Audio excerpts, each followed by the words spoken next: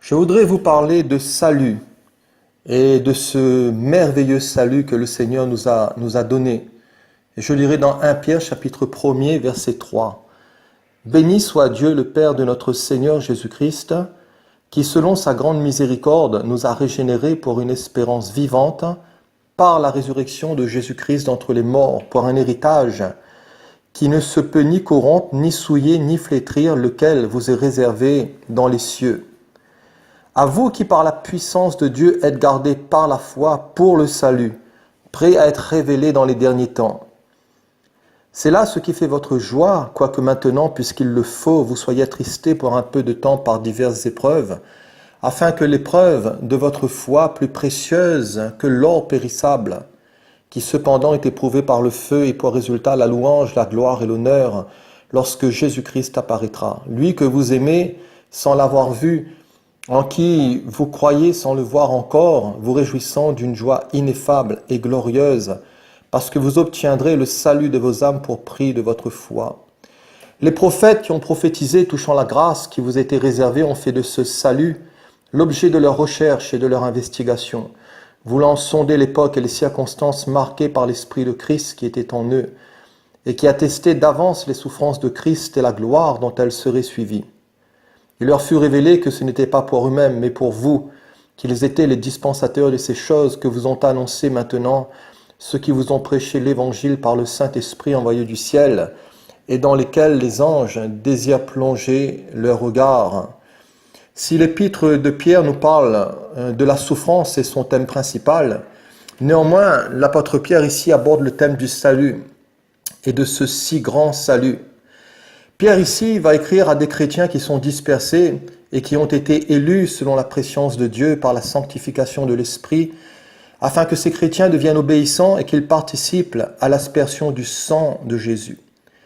Et l'apôtre Pierre ici va leur exposer le plan du salut, de ce salut si merveilleux que le Seigneur a préparé pour nous, que le Seigneur nous a acquis à la croix du Calvaire. Et l'apôtre Pierre dira au verset 3, « Béni soit Dieu le Père de notre Seigneur Jésus, qui selon sa grande miséricorde nous a régénérés pour une espérance vivante par la résurrection de Jésus-Christ d'entre les morts. » Béni soit Dieu, le Père de notre Seigneur Jésus-Christ. Il y a ici une exclamation, une acclamation. Il y a ici au verset 3 de la part de l'apôtre Pierre une prière de bénédiction. Et nous avons ici une louange envers Dieu, une louange envers le Seigneur, qui est l'auteur de notre salut, de ce salut si merveilleux, de ce salut qui est si grand. Béni soit Dieu. Est-ce que tu bénis le Seigneur pour ton salut? Est-ce que par la grâce de Dieu, Dieu t'a montré dans ton cœur quelle est la portée, la signification, la profondeur de ce salut, là où Dieu t'a tiré de ta bassesse, là où le Seigneur m'a tiré de ma bassesse, de notre vie de péché, d'iniquité qui abondait, qui suintait de toutes parts. Le Seigneur a eu pitié de nous et nous a fait grâce. Il s'est révélé à nous dans toute sa richesse, sa sagesse, dans toute sa beauté, sa splendeur, et il nous a communiqué un glorieux salut, un salut si merveilleux, un salut qui vient d'en haut, qui vient du ciel, et qui nous a été communiqué par sa grâce et dans la foi. Bénissons le Seigneur, mes bien-aimés, louons le Seigneur, adorons-le, faisons monter aussi une prière de bénédiction pour l'auteur de notre salut, parce que le Seigneur nous a arrachés de l'enfer, il nous a arrachés des griffes du diable, il nous a arrachés du jugement à venir, du jugement dernier, du jugement du grand trône blanc, où toutes ces âmes vont se tenir devant le Seigneur, où toutes les bouches seront fermées. Mais le Seigneur nous a fait grâce, le Seigneur nous a arrachés du gouffre de la mort, de la gueule de la mort, il nous a extirpés des griffes du diable. Bénissons toujours, chaque jour dans nos prières, louons le Seigneur pour ce si grand salut. David dira dans le psaume 103, « Mon âme bénit l'Éternel, que tout ce qui est en moi bénisse son saint nom. Mon âme bénit l'Éternel et n'oublie aucun de ses bienfaits. » Parce que c'est lui qui pardonne toutes tes iniquités et c'est lui qui guérit toutes tes maladies. David a connu des hauts et des bas, David a connu des sommets et des vallées, mais David dans son âme n'a cessé de louer le Seigneur. Tout ce qui était en David louait son Dieu. Et David n'était pas oublieur parce qu'il n'oubliait aucun des bienfaits du Seigneur. Il les gardait dans son cœur, il les repassait malgré ses luttes et ses combats. N'oublie pas ce que Dieu a fait dans ta vie. N'oublie pas ce que Dieu t'a donné. N'oublie pas le travail que Dieu a fait dans ton cœur, là où il t'a tiré. Il t'a pardonné de tous tes péchés, de tes nombreux péchés. Il m'a pardonné de mes nombreuses iniquités qui nous condamnaient et il nous a guéris aussi de tous nos maux, de toutes nos maladies. Quand on l'a invoqué, quand on a crié vers lui, le Seigneur s'est souvenu de nous. Aux Éphésiens, Paul leur dira, « Béni soit Dieu le Père de notre Seigneur Jésus-Christ, qui nous a bénis de toutes sortes de bénédictions spirituelles dans les lieux célestes. Et en Christ, Dieu nous a bénis. » En Christ, ne l'oublions jamais, mes bien-aimés, et pour tous ceux qui m'entendent, n'oublions jamais ce que le Seigneur a fait pour nous. Il nous a élus avant la fondation du monde pour que nous soyons saints et irrépréhensibles devant lui. Le Seigneur, au travers de lui, nous a offert la rédemption par son sang, la rémission des péchés selon la richesse de sa grâce dans son Fils, dans son Christ. Nous sommes aussi devenus héritiers afin que nous puissions toujours servir à la louange de la gloire du Seigneur. Après avoir entendu le beau message du Seigneur, ce message de salut, par la parole de la vérité, nous avons cru et nous avons été scellés du Saint-Esprit. Nous avons été marqués par Dieu. Nous avons été cachetés par le Seigneur. Nous sommes la propriété de Dieu. Nous appartenons au Seigneur.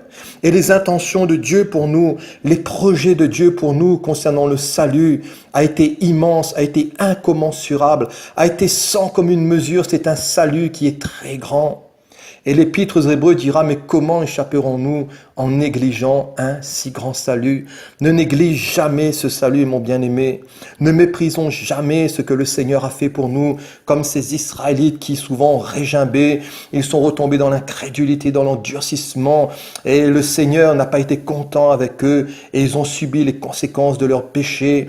Mais ne méprisons jamais les richesses du Seigneur, de sa bonté, de sa miséricorde, de sa patience, de sa longanimité, car dans sa bonté, le Seigneur nous pousse toujours à la repentance pour nous emmener au salut. Le Seigneur nous communique la foi, il nous communique la repentance, il nous communique le salut. N'endurcis pas ton cœur, ne laisse pas le péché endurcir ton cœur, mais vis pleinement dans ce salut, vis pleinement dans le Seigneur, réjouis-toi en lui, bénis-le chaque jour, que ton âme le loue, que ton âme puisse le glorifier et l'exalter malgré tes problèmes, malgré tes tribulations, malgré tes épreuves, tes incompréhensions, tes luttes et tes combats dans ton fort intérieur. Mais réalise la bonté et la grâce de Dieu. Béni soit Dieu, le Père de notre Seigneur Jésus, qui selon sa grande miséricorde nous a régénérés pour une espérance vivante par la résurrection de Jésus-Christ d'entre les morts. Si face à ce grand salut nous devons bénir le Seigneur, quelle a été la motivation de Dieu dans le salut? Qu'est-ce qui a poussé à Dieu à nous sauver? Qu'est-ce qui a poussé à Dieu de se souvenir de nous et d'intervenir en notre faveur dans notre vie de péché, dans notre égarement, dans notre suffisance, dans notre vie coupée, séparée de lui? Qu'est-ce qui a motivé le cœur de Dieu? La Bible nous dit ici que ça a été sa grande miséricorde, ça a été sa grâce, ça a été sa bonté, ça a été son amour. Le Seigneur nous a sauvés à cause de sa grande miséricorde. Tu as été sauvé à cause de la grande miséricorde de Dieu. Ne l'oublie jamais. Repasse cela dans ton cœur. Ce n'est ni à cause de tes œuvres, à cause de ton portefeuille, de tes euros, de tes dollars, à cause de tes capacités, de ton intelligence, de tes diplômes, de tes œuvres, de tes carèmes, à cause de ta propriété, de tes prières. Ce n'est pas parce que tu connais beaucoup de choses que le Seigneur t'a fait grâce. Non, c'est uniquement à cause de sa grande miséricorde, de sa bonté. C'est par pure grâce, par amour. Et Dieu qui est riche en miséricorde, à cause du grand amour dont il nous a aimés. Nous qui étions morts par nos péchés, il nous a rendus à la vie avec Christ. Et la Bible nous dit que c'est par la grâce que vous êtes sauvés. C'est par le moyen de la foi.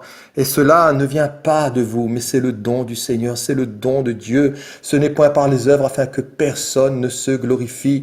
Dans le salut, il n'y a pas de place pour les œuvres, pour que les hommes en tirent gloire, pour que les hommes puissent en tirer profit. Le salut provient directement des mérites de Jésus. Le salut provient directement de la miséricorde de Dieu qui a tant aimé le monde, qui nous a donné son Fils unique, afin que quiconque croit en lui et la foi en lui ne périsse point, mais qu'il ait la vie éternelle. Dieu t'a fait un grand cadeau, cher ami. Dieu m'a fait un grand cadeau, une grâce exceptionnelle de croire en lui, de vivre pour lui et de l'attendre pour son retour. Ne néglige pas ce salut. Le Seigneur, dans sa volonté, a été clément pour toi. Il a été clément pour moi en nous offrant son Fils, ce qu'il avait de plus cher. Et celui qui a commencé en toi cette œuvre, il va la rendre parfaite pour le jour de Christ. La Bible nous dit que Marie, dans son cantique, dira « Mon âme exalte le Seigneur et mon esprit se réjouit en Dieu, mon Sauveur. » Même Marie, la mère de Jésus, avait besoin de salut, puisqu'elle dira que mon esprit se réjouit en Dieu, mon Sauveur. Elle avait besoin, voyez-vous, d'être sauvée aussi.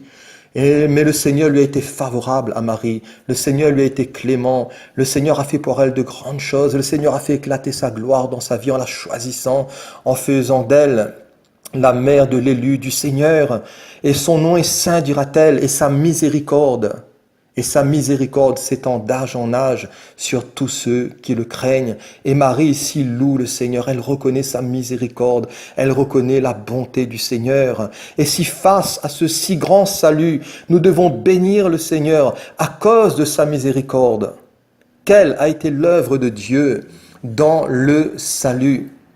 L'œuvre de Dieu dans le salut a été la régénération par la résurrection de Jésus-Christ d'entre les morts.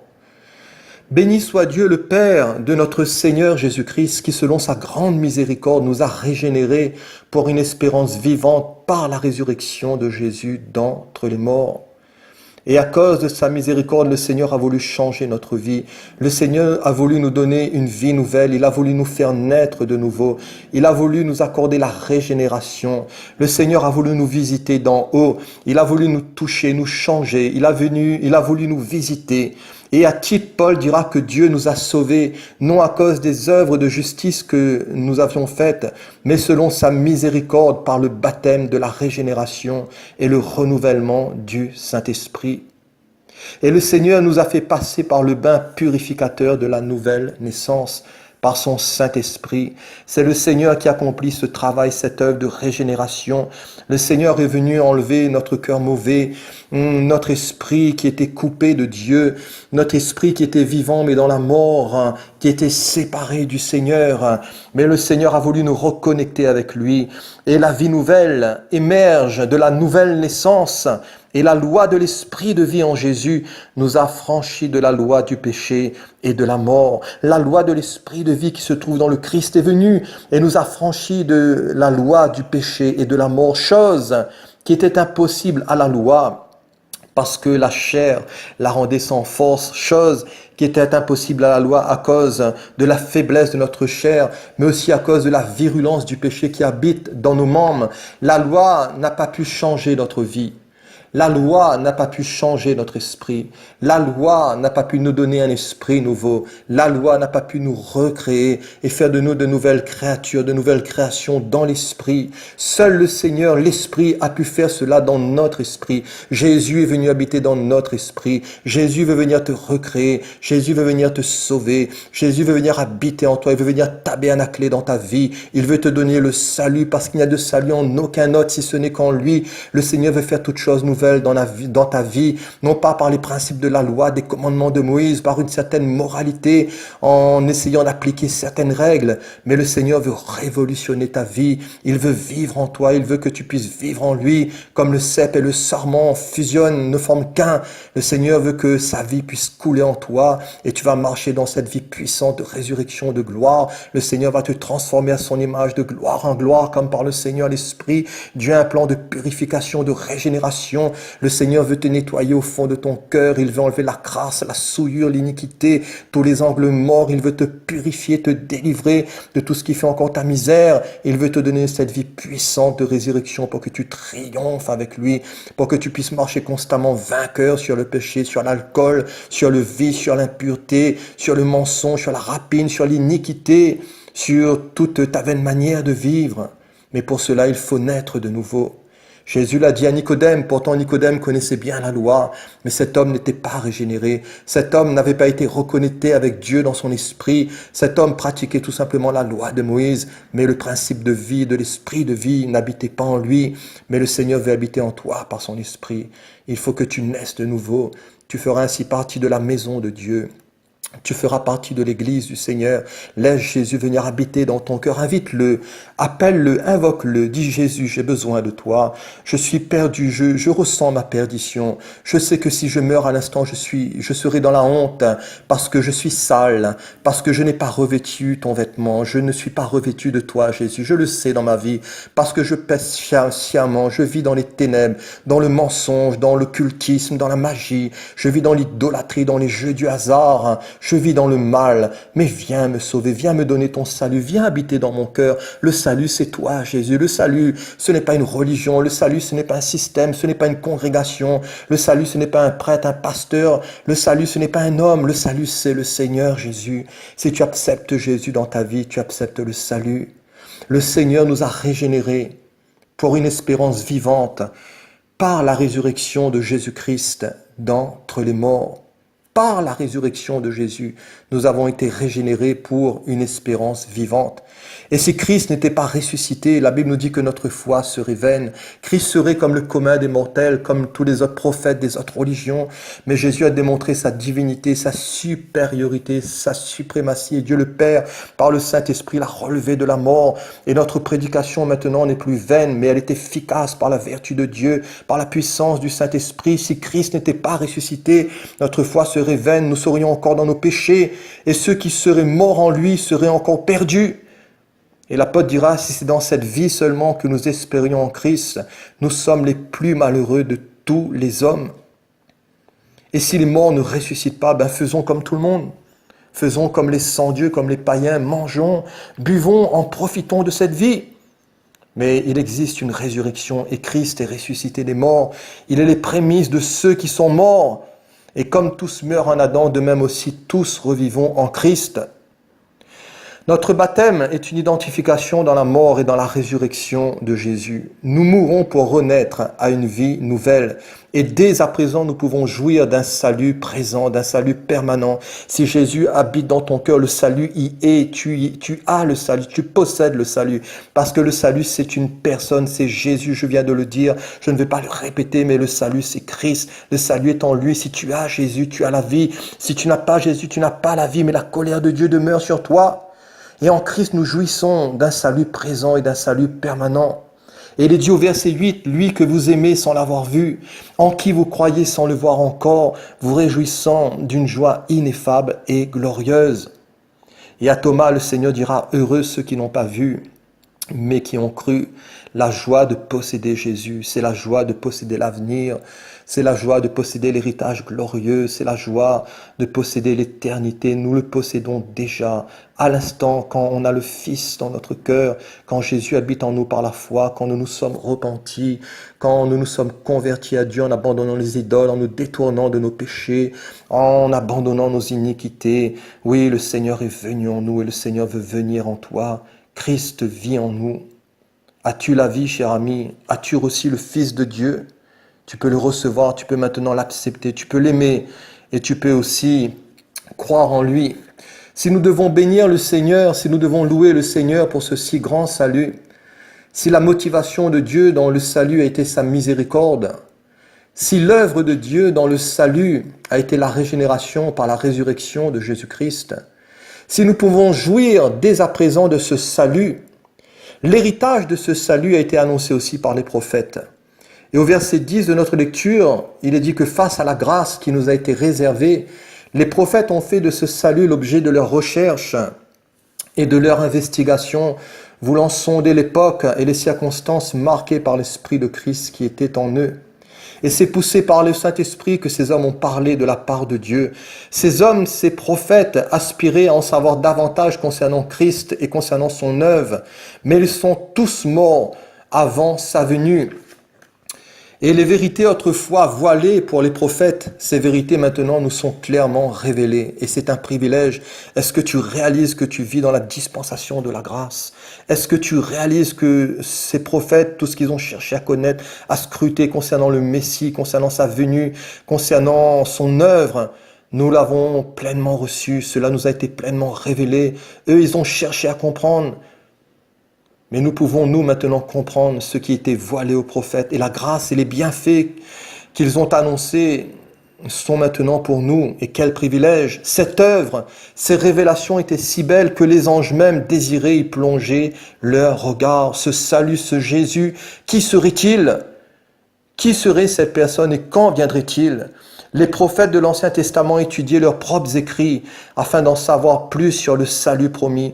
Et le Saint-Esprit habitait en eux, et Christ habitait en eux par le Saint-Esprit. Mais ils ne comprenaient pas toute la portée de cette œuvre future et de ce salut glorieux, parce que ce salut, voyez-vous, était réservé pour nous.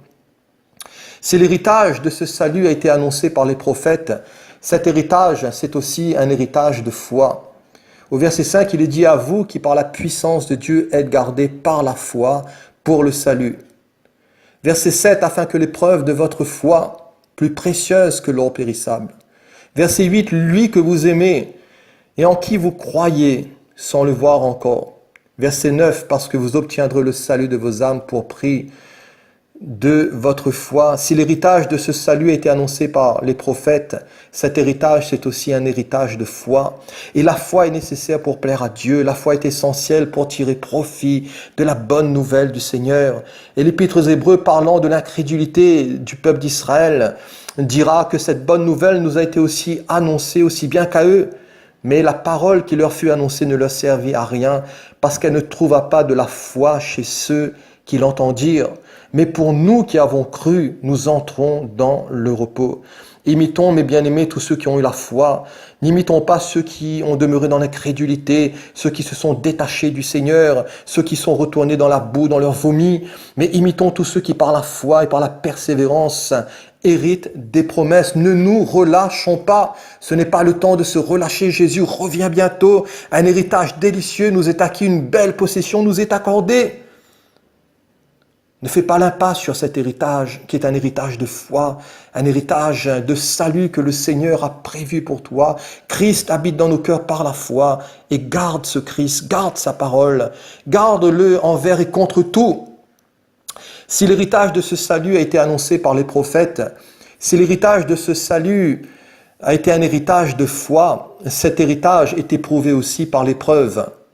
Et l'apôtre Pierre dira dans notre lecture au verset 6, « Quiconque quoique maintenant, puisqu'il le faut, vous soyez attristés pour un peu de temps par diverses épreuves. » Quoique maintenant, puisqu'il le faut, vous soyez attristés pour un peu de temps par diverses épreuves. Peut-être que tu es éprouvé, peut-être que tu passes par un mauvais moment, un mauvais quart d'heure, par une grande incompréhension, une solitude, je ne sais pas. Peut-être que tu es seul, tu vis dans l'inquiétude, tu vis aussi dans la disette et tu te sens abandonné. Mais sache que l'épreuve de ta foi est plus précieuse que l'or périssable. Sache que si tu es sincère avec le Seigneur, si tu l'aimes, lui que tu n'as pas encore vu, lui en qui tu crois, sache que ta foi te sera imputée à justice. Sache que le Seigneur sera te récompenser, te donner aussi cet héritage glorieux. Même si tu es là attristé pour un peu de temps, le Seigneur a un plan pour toi. Il a des bénédictions en réserve qu'il va lâcher là-haut de son ciel. Et il te suffira simplement de croire, de répondre à son appel. Le Seigneur va te bénir malgré ton épreuve, malgré tes difficultés. Aie confiance en lui, aie foi en lui. C'est dans l'épreuve que nous faisons nos preuves. Et tout comme l'or est éprouvé par le feu, notre foi est éprouvée aussi par les épreuves. Et la véritable foi est indestructible. Et si nous persévérons en elle, nous recevrons la louange, la gloire et l'honneur lorsque Jésus apparaîtra. Job, l'épreuve de sa foi, au lieu de le détruire, a été une nourriture pour sa foi. Et Job pourra dire, quand bien même il me tuerait, j'espérerai en lui. Cet héritage aussi, c'est un héritage qui est préservé par la puissance de Dieu. Et au verset 5, il est dit à vous qui par la puissance de Dieu êtes gardés par la foi. Les croyants sont gardés par la puissance de Dieu dans leur foi contre les forces du malin qui voudraient détruire leur salut, leur vie en Christ et leur consécration au Seigneur.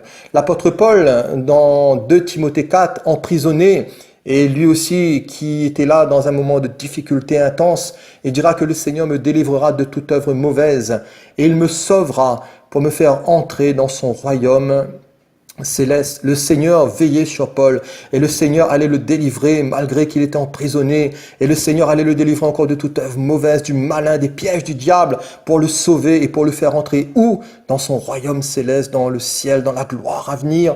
Paul savait qu'il possédait un héritage qui ne pouvait ni se corrompre, ni se souiller, ni se flétrir, lequel lui était réservé dans les cieux, non pas sur la terre. Comme certaines sectes le disent, leur avenir est sur la terre, mais la Bible nous dit que le ciel et la terre sont gardés et réservés pour le feu. Mais l'apôtre Paul nous a donné l'itinéraire et il nous a dit que notre destination est dans le ciel. Paul s'attendait à cet héritage qui lui était réservé dans les cieux et il savait que le Seigneur avait le pouvoir de l'affermir jusqu'au bout et de le garder dans sa foi. Aux Thessaloniciens, il leur dira, le Seigneur est fidèle, il vous affermira et il vous préservera du malin. Jude rajoute en disant, or, à celui qui peut vous préserver de toute chute et vous faire paraître devant sa gloire irrépréhensible et dans l'allégresse, à Dieu seul notre Sauveur, par Jésus-Christ notre Seigneur, soit la gloire, la majesté, la force, la puissance, dès avant tous les temps et maintenant, et dans tous les siècles. Amen. Pour terminer, il nous faut croître aussi dans le salut, il nous faut grandir dans le salut. Il ne faut pas rester au stade de l'enfance, mais il nous faut progresser, grandir, et il nous faut croître vers une pleine maturité, à l'image de Christ qui est notre modèle parfait. Et dans 1 Pierre 2, l'apôtre dira, rejetant donc toute malice et toute ruse, la dissimulation, l'envie, et toute médisance, désirez comme des enfants nouveau-nés le lait spirituel et pur, afin que par lui vous croissiez pour le salut, si vous avez goûté que le Seigneur est bon. Ici, nous est parlé de croître dans le salut. L'apôtre Pierre ici ne parle pas de crimes, de péchés horribles, de péchés sexuels ou d'idolâtrie, mais l'apôtre Pierre ici va parler de péchés souvent qui passent inaperçus, la malice, la ruse, la dissimulation, l'envie, la médisance, ce sont aussi des péchés que nous n'avons peut-être même pas souvent conscience, mais que le Seigneur puisse nous éclairer, que le Seigneur puisse nous pénétrer de sa lumière pour enlever la moindre rapine, pour enlever la moindre souillure, la moindre crasse au-dedans de nous, qui puisse nous aider à les détecter, à les voir, à les extirper par la foi, à les confesser et aussi à les abandonner. Dieu est saint, la sainteté convient à sa maison. Laisse-toi aussi éclairer, pénétrer par le Seigneur, par sa grâce. Ces péchés ici étouffent la croissance spirituelle. Et pour se développer, il faut aussi renoncer. Il faut renoncer à l'iniquité. Et le psalmiste dira, sonde-moi, ô Dieu, et connais mon cœur. Éprouve-moi et montre-moi si je suis sur une mauvaise voie et conduis-moi sur la voie de l'éternité. Plaise à Dieu aussi que cela soit notre prière. Sonde mon cœur, Seigneur. Ô sonde-moi, parce que je réalise que je n'ai pas affaire à une idole. Je réalise que je n'ai pas affaire à n'importe qui. Mais tu es vraiment ce Dieu saint, ce Dieu puissant, ce Dieu pur. Tes yeux sont comme une flamme de feu. Tu connais mon cœur. Tu me sondes, tu m'éprouves par ton scanner. Tu me vois chaque jour en direct. Montre-moi, Seigneur, si je suis sur une voie qui n'est pas bonne, si je suis sur une voie qui ne te plaît pas. Et conduis-moi sur la voie du salut, sur la voie de l'éternité, pour que je puisse garantir mon élection, ma vocation, et que je puisse être trouvé debout lorsque tu paraîtras. Désirez comme des enfants nouveau-nés le lait spirituel et pur, afin que par lui vous croissiez pour le salut. Il nous faut croître. Le bébé aime le tété de sa maman, mais il y a un âge où il faut arrêter avec le tété. Il y a un âge où il faut grandir, il faut croître. Il en est de même pour le salut. Croissez. Il faut qu'il croisse et que nous diminuons. Laissons toute la place au Seigneur dans nos cœurs. Effaçons-nous. Jésus lui-même croissait en sagesse, en stature et en grâce devant Dieu et devant les hommes. Soyons ce bon terrain où la Bible nous dit qu'une autre partie tomba dans la bonne terre, elle donna du fruit qui montait et qui croissait. et elle rapporta 30, 60 et 100 pour un.